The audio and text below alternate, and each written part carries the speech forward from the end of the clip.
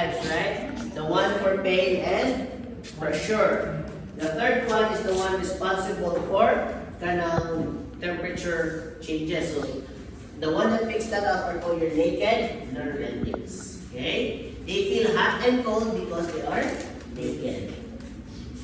Yeah, that's true. Wala yung mnemonics. They can feel the temperature because they're all naked. Okay? So another thing is thermoreceptors are still naked nerve endings. Then your electroreceptors are found in what animal? Sharks.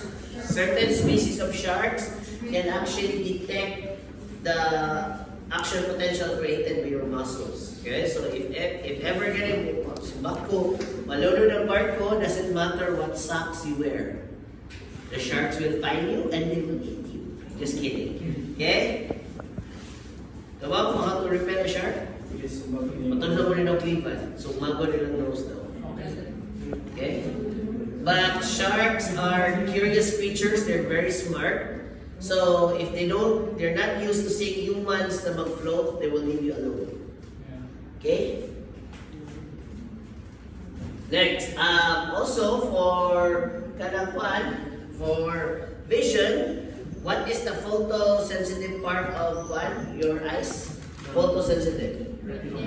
Your retina. Very good. So your retina is also the nervous part of your eye. It's also the same part of your eye that can perform a transduction. Meaning they can convert the light and convert it into electrical signals. Okay? In your retina, you have two types of structures. One is responsible for your black and white coloration. So those are your rods. Rods. So black and white. Squeaky. Next is, you also have your cones. Your cones are responsible for color. So there are three types of cones in the human eye. So these are, red, blue, and green. How about for pigs? Pigs, kay?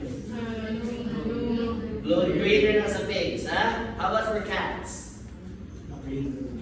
Everything is present in cats. For dogs? For dogs, wala sila. Okay? How about for cattle? For cattle. For cattle. Okay? Rods and cones are sila.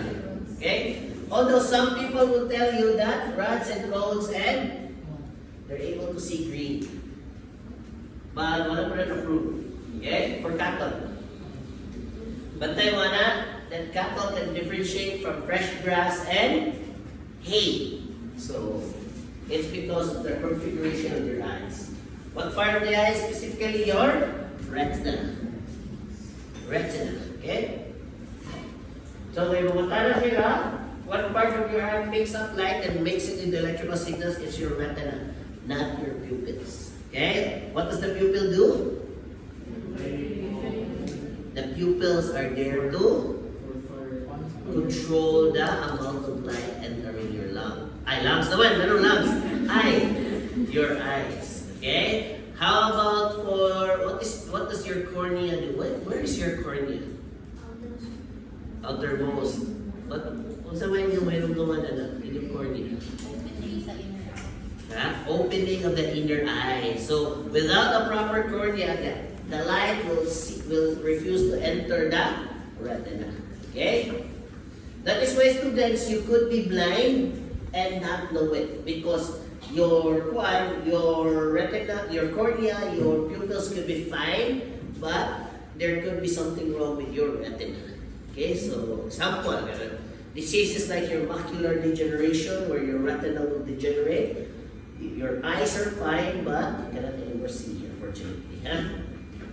Okay, so kasado. Kuan. Yeah, black. But it's not going to become black right away. Blurry is na siya. Black. Yeah, sand, right? So, any questions so far? Asa kita last ni Ed? Graded. Okay. So, graded. So, dati siya grade. So, may pa si potential na grade.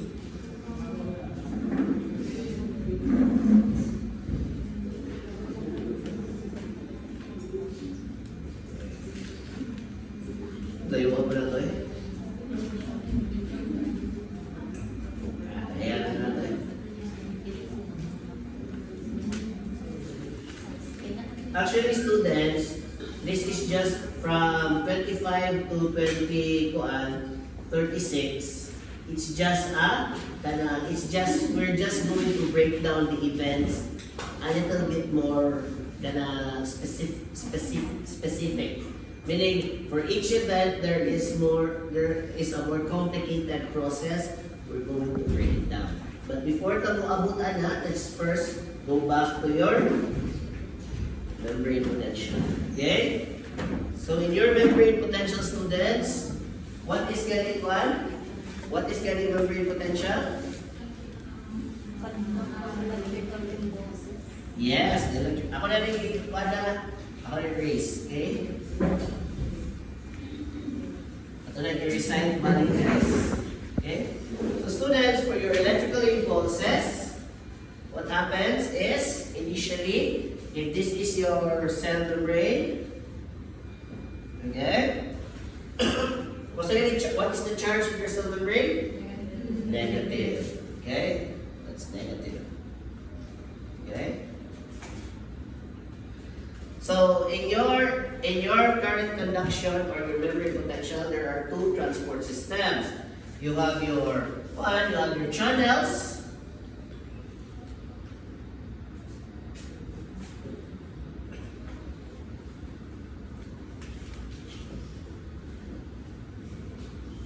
Okay, you have your channels and your pumps. Okay, pumps is just like.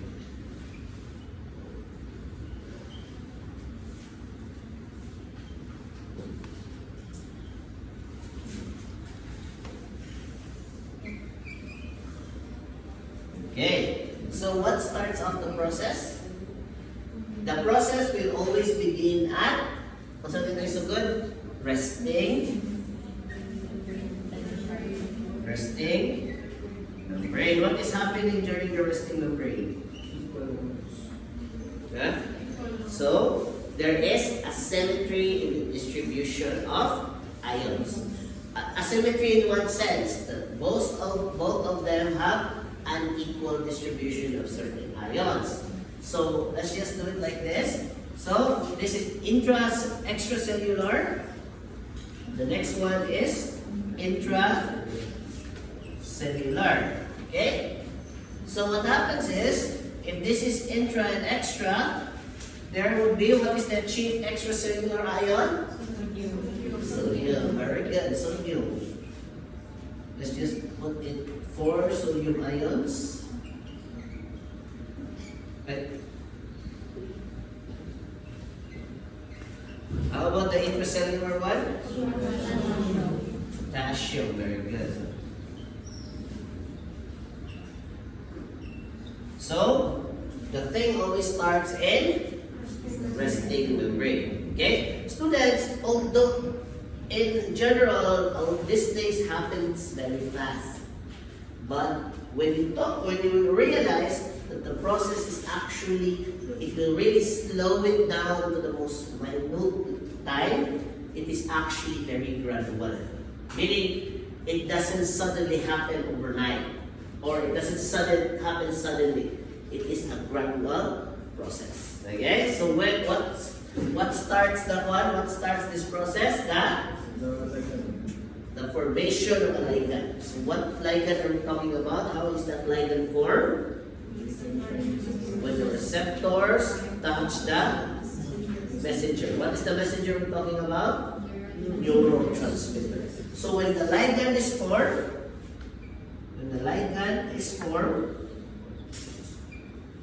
a combination of both the neurotransmitter and the receptors, there is a change in the permeability of this cell membrane. So once that happens, students, normally your channels are closed, right? Your channels are closed, right? Channels are closed, but it is asymmetric, right? Channels are closed, but they are asymmetric. So what happens though if the channels are open because of the formation of a line? So it is already open. Because under the law of diffusion, that ions tend to move from an area of higher concentration to an area of lesser concentration, and vice versa. Higher concentration and lesser concentration. That is simple diffusion. Right? Simple diffusion. Does it use ATP? No, it doesn't use ATP. Because it's just simple diffusion. So once the channels are open, some of this potassium will try to move into this area here. Some of the sodium will move into this area here. Right? Because the channels are open. The movement of this, imagine lang, the movement of these ions, the positive charge will attract the negative charge in the cell membrane, causing the movement of electrons. Once the electrons are moving, that is what causes your electrical current to happen. What's it though? Because the gates are open and the distribution of ions is asymmetric, that is how that is how the ions are moving and causing the creation of electrical discharges. Okay? So that process is called, once the electrical process is activated, what do you call that? That is called your action potential. Meaning, there is a rapid turnover of ions in the area. Okay? After that, when does the process stop? Very good. The process will stop when the distribution of ions has already become equal. That period is called the refractory period. Okay. So, once getting asymmetric siya, it will become refractory period. Okay? What is happening in the refractory period? No more electricity is created because the ions are already symmetric. Okay? And during this time, so that's after the refractory period, the gates will also start to close. They will close. Okay? They will close. They will close. Okay? Your neurons are always going from resting, action, refractory, then balik na siya. Resting, action, refractory. Okay? So once that happens, students, question, how does this refractory go into resting membrane again? Very good. He will use the ATPase. ATPase, sodium and potassium. Okay? Sodium, potassium, ATPase pump. What happens to the sodium, potassium, ATPase pump? For every sodium ions that goes back outside, one potassium ion comes in. Okay? Question though, does it follow a gradient? Yes or no? Yes. The gradient, wala. Yes. You are opposing the gradient. Because this is a form of active transport. Active transport na siya. So this is an active transport regardless of gradient. Because it uses energy, it will create a asymmetry. What is that asymmetry? Some sodium ions sodium ions will be concentrated outside the cell, while your potassium ions will become concentrated inside the cell. Okay? So once asymmetry is one, at kinds of ATP, once their distribution is already asymmetric, it goes back to resting memory. So your brain is always at what state? Your brain is always at what state?